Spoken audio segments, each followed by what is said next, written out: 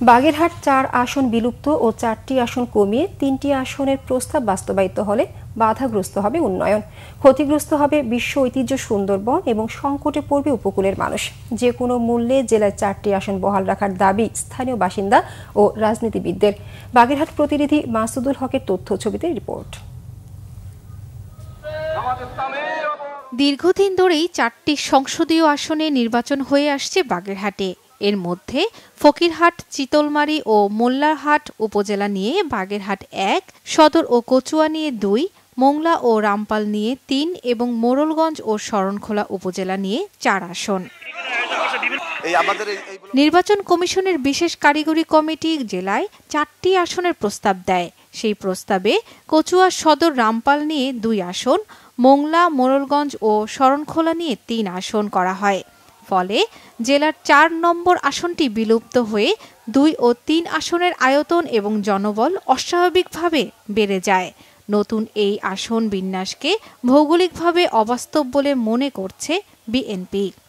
ভৌগোলিকভাবে বিন্যাসটা আমরা মনে করছি যেটা সঠিক হয়নি।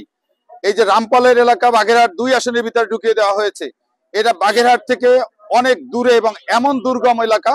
আমি ইলেকশন আমাদের বিএনপি সম্মেলন করতে গিয়ে অনেক জায়গায় যাওয়া যায় না, এমন অবস্থা, অনেক ইউনিয়নে যাওয়া যায় না। সেখানে ওই থানা যদি এর ভিতরে আসে, বাগেরহাট ২ এর ভিতরে, এমনিতেই বাগেরহাট। আসন কমানোর প্রস্তাব দেওয়ার পরই ফুঁসে ওঠে এলাকাবাসী।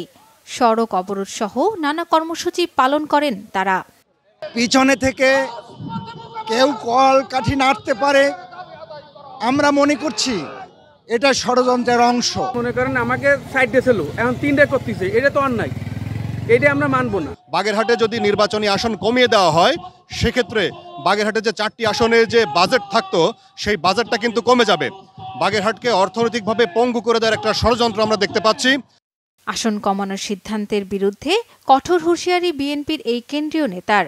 কঠোর আন্দোলনের হুঁশিয়ারি দেন জামাতও। তাদের এই সিদ্ধান্ত আত্মঘাতী, আগুন নিয়ে খেলার সময়।